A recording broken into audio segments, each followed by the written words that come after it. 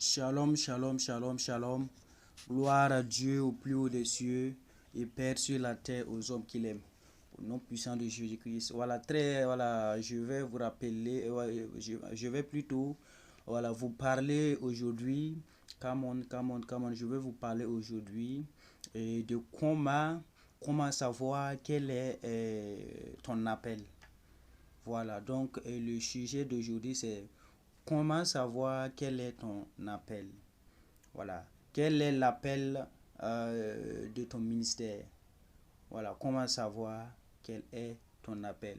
Puisqu'il y a beaucoup de gens, il y a beaucoup de gens, il y a beaucoup de gens qui reçoivent l'appel et qui ne savent pas à quoi ils sont réellement appelés. Voilà, et il y a d'autres aussi qui pensent que Dieu va leur éclairer ou bien leur montrer dans une vision réellement ce qu'ils doivent faire dans leur appel. Alléluia. Et le Saint-Esprit m'a donné des révélations pour aider ces gens de personnes à mieux savoir et à mieux marcher dans leur appel. Alléluia. Donc, pour savoir quel est ton appel, ou je dirais quelle est ta mission, il faut savoir que 2 points. Premièrement, c'est dans ce que Dieu t'a dit dans l'appel, ou c'est dans ce que Dieu t'a déjà dit que tu découvres où est-ce que Dieu veut t'amener et à quel niveau il aimerait t'utiliser. Donc, je dis premièrement, c'est dans ce que Dieu t'a déjà dit. C'est dans ce que Dieu t'a dit dans l'appel. Parce que quand Dieu veut appeler une personne, Dieu prend le temps de parler avec la personne dans des énigmes, dans un rêve, c'est-à-dire un énigme, ou en tout cas, il va passer peut-être en énigme, ou des fois même il dit clair. Alléluia. Et c'est dans ce qu'il t'a dit que tu dois discerner pour savoir ce qu'il veut que tu fasses. Ça, c'est premièrement. C'est dans ce que Dieu t'a dit dans l'appel ou dans ce que Dieu t'a déjà dit que tu dois découvrir quel est ton appel. Alléluia. Et deuxièmement, ce sont tes passions. Quelles sont tes passions qui sont dans votre vie? Ce qui vous attire. Voilà, ce qui vous attire peut aussi vous révéler à quoi Dieu vous a appelé. Car il y a dans chaque homme la loi de l'attraction. Tout le monde est attiré par la chose qui est en elle. Alléluia. Toute personne est attirée par la chose qui est en elle. Donc, deuxièmement, c'est dans tes passions. Quelles sont tes passions? Tes passions peuvent révéler ton appel. Alléluia. Et troisièmement, c'est dans ce qui te dérange dans ton cœur. Qu'est-ce qui te dérange dans ton cœur? Il y a des hommes de Dieu qui aiment par exemple la délivrance, car s'ils voient des hommes de Dieu en captivité, ça leur dérange. Et d'autres aiment les affaires, car ils viennent des familles pauvres. Et il y a d'autres aussi qui aimeraient venir en aide aux autres. C'est-à-dire, ce sont des choses qui les dérangent dans leur cœur. Donc, ces choses qui te dérangent dans ton cœur peuvent révéler ta mission aussi. Alléluia. Voilà, ces choses qui te dérangent peuvent révéler ta mission. Kabra Shatabaya, Rababa Shotobosha. Nous continuons. Et quatrièmement maintenant, c'est ce qu'on a observé chez l'autre et qui t'a plu. Et ceux qui sont déjà dans leur ministère ou bien qui ont déjà commencé, qui ont eu des années aussi, peut-être 10 ans, 15 ans, ils ont déjà exercé ce genre, ce genre de choses, parce que et ton appel aussi peut déterminer aussi et les choses que tu as observées sur l'autre et qui t'a plu. Toi, en tant qu'homme de Dieu, tu peux partir sur ton frère et tu trouves dans son ministère des œuvres qui te plaisent. Et tu prends et tu copies, tu copies ces œuvres et ces œuvres sont devenues une vision pour toi. Et certaines passions qui sont en vous se révèlent quand vous regardez quelqu'un prêcher. Alléluia. Voilà. Et pourquoi je dis ça? Car il est dit dans Psaume 92, le verset 16, que les justes croissent comme le palmier. Et si nous méditons profondément ces paroles, les justes croissent comme du palmier, et nous verrons que cela veut dire que le chrétien peut faire beaucoup de choses à la fois. Car le palmier est utilisé pour faire beaucoup de choses comme l'huile de palme, comme des balais, comme du vin, comme les chenilles, comme le sel, comme le savon, des produits cosmétiques, des nattes, des lianes pour la pêche, les bois pour le feu, les écorces. Donc il y a beaucoup. Or la parole dit que les justes croissent comme du palmier. Les justes croissent comme du palmier. C'est-à-dire que les justes ont plusieurs rôles. C'est-à-dire Dieu ne t'a pas appelé seulement à faire ce qu'il veut que tu fasses, mais il t'a appelé à faire des choses aussi qui sont en toi. Alléluia. Alors, me basant sur ce verset, je ne crois pas que Dieu appelle un homme à faire une seule chose, mais plutôt à faire plusieurs choses. Alléluia. Donc, je vais vous donner des exercices qui vont vous aider. Donc, vous cherchez une feuille. Et vous écrivez premièrement et une première question. Vous écrivez qu'est-ce que Dieu m'a déjà dit. Vous mettez la question en bic rouge, qu'est-ce que Dieu m'a déjà dit? Et vous réfléchissez au moment de votre appel, qu'est-ce que Dieu vous a dit? Donc, et puis vous écrivez en bas avec un bic bleu, vous écrivez ce que Dieu vous a déjà dit dans l'appel. Et vous descendez en bas avec encore un bic rouge, vous écrivez quelles sont les choses qui me passionnent. Et vous réfléchissez, les choses qui vous passionnent, vous les écrivez en bas avec un bic bleu encore. Alléluia. Et troisièmement, vous écrivez en bas avec le bic rouge, quelles sont les choses qui me mettent en colère, c'est-à-dire les choses qui te déplaisent.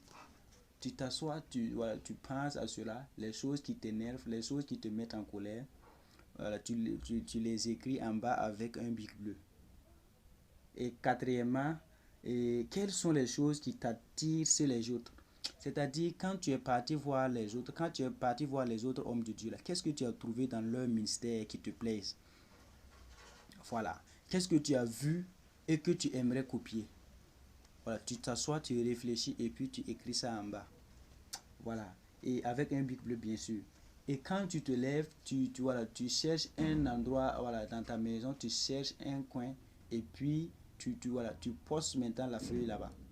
À chaque fois que tu rentres et que tu ressors, tu regardes sur la feuille. C'est-à-dire, quand tu te réveilles le matin, tu te lèves, tu regardes la feuille.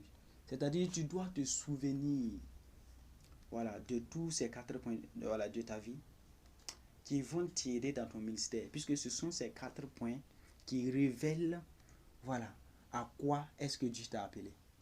Ce sont ces 4 choses qui révèlent à quoi est-ce que Dieu t'a appelé. Alléluia. Amen. Et nous allons continuer. Voilà.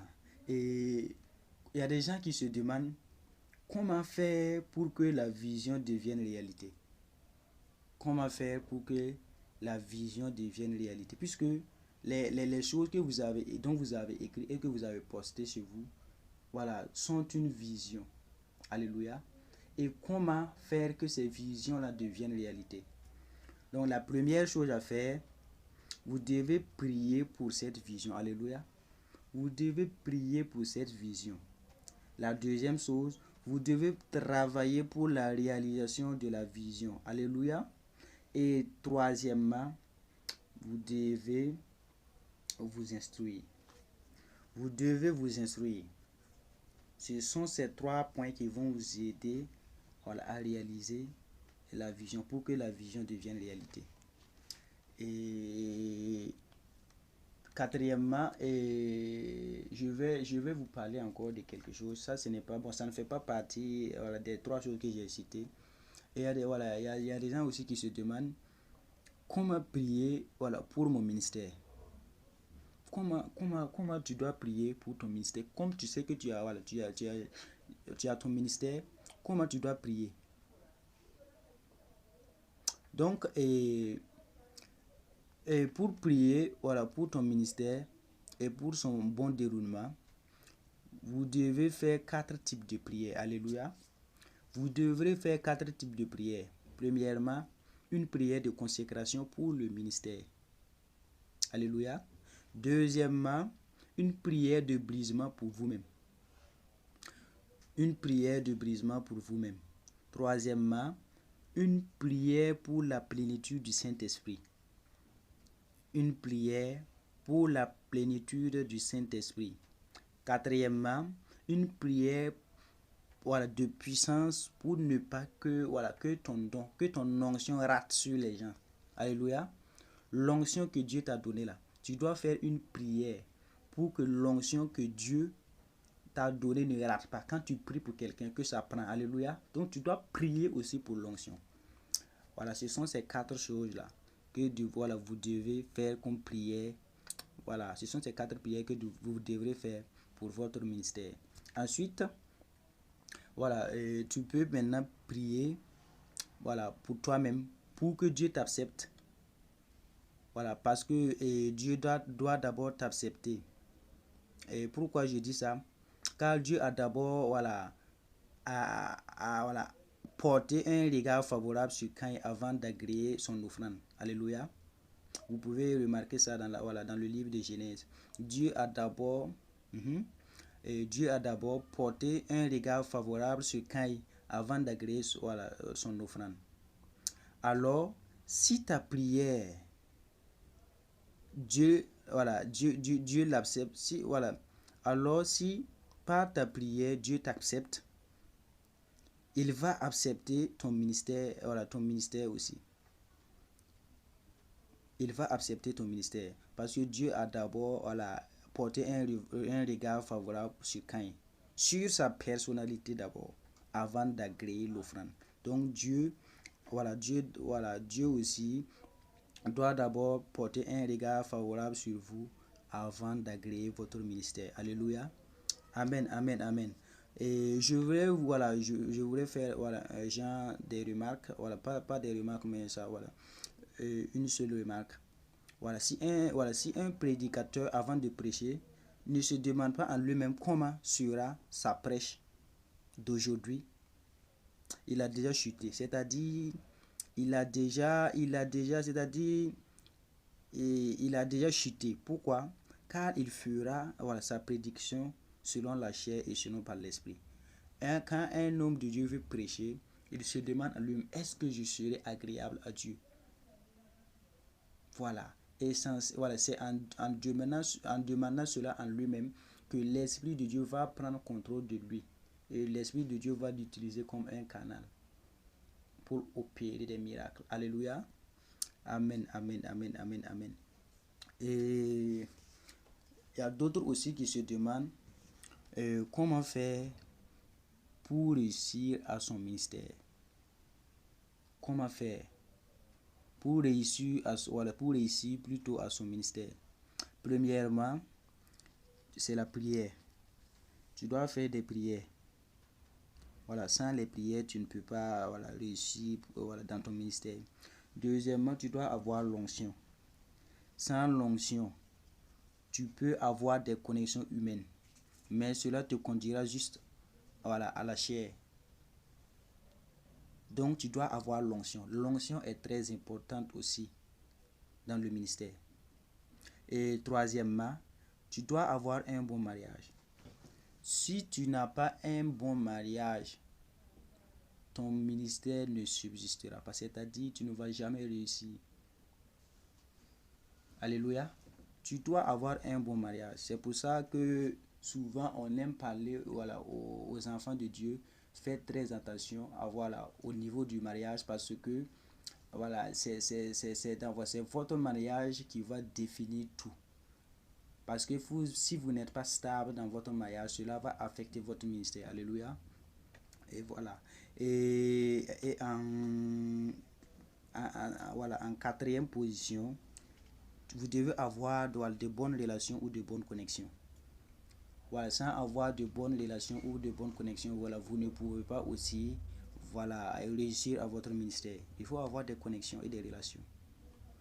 Cinquièmement, voilà, vous ne devez pas être ennemi de l'argent. Il y a des gens qui disent que non, moi je fais mon ministère, je ne parle pas de l'argent parce que Christ a dit que celui qui aime l'argent, que c'est impossible à quelqu'un qui aime l'argent de rentrer au paradis. Ok, il n'y a pas de problème. Sans l'argent, comment est-ce que tu vas faire pour construire ton ministère? Pour les briques, pour les trucs, tout ça, tu as besoin d'argent. Et tu ne peux pas t'appuyer sur les gens seulement. Donc, tu as besoin d'argent. Tu as besoin d'argent. Alors que dans la foi, c'est ce que tu penses que Dieu fait sortir à l'extérieur. Si tu penses que tu es ennemi de l'argent, alors l'argent aussi sera ennemi de toi. Tu dois mettre l'argent dans ton programme. Alléluia. Tu as besoin d'argent pour faire l'œuvre de Dieu. Par exemple, quand tu pars dans des églises où il y a des batteries, et en tout cas des très bons micros, en tout cas tout est parfait là. Quand tu es là-bas, est-ce que tu n'es pas content? Tu es content parce que l'œuvre de Dieu est bien faite. Est-ce que quand tu rentres dans une église qui est bien carrelée, qui est bien, en tout cas bien meublée, bien carrelée, est-ce que tu n'es pas content? Tu es content. Donc l'argent aussi a un part dans le mystère.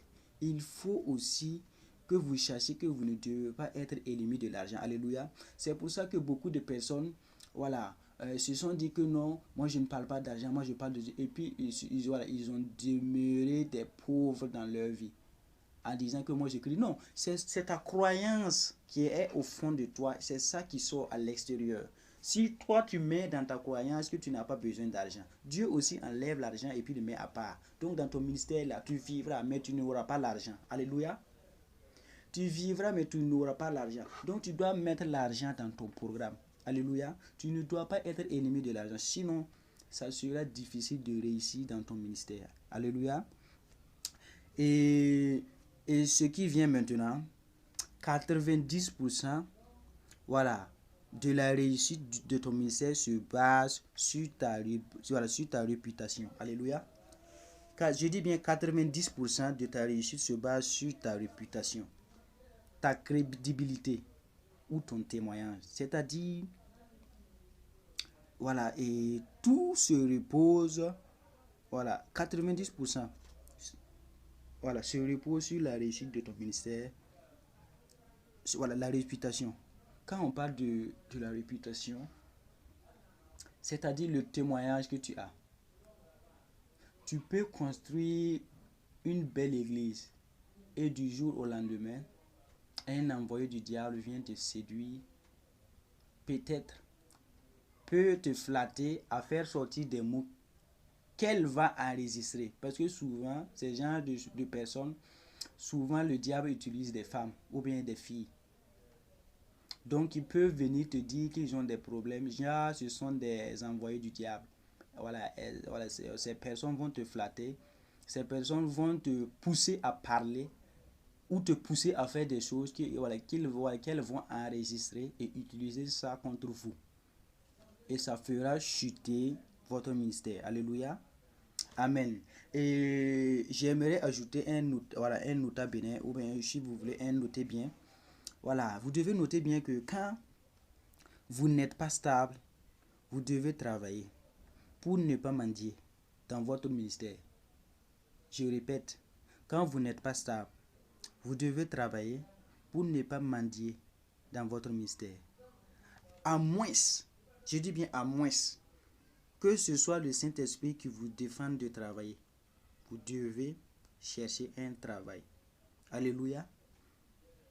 Cela va vous aider, voilà, à exercer un bon ministère. Alléluia. C'est ce que j'avais comme enseignement. Merci beaucoup, merci beaucoup. Voilà. Et les enseignements que vous recevez, mettez en pratique. N'écoutez pas seulement les enseignements, mettez en pratique. Voilà, et vous verrez ce que cela va donner. Alléluia. Voilà, merci beaucoup. Je vous remercie. Que Dieu vous garde, que Dieu vous bénisse. Amen.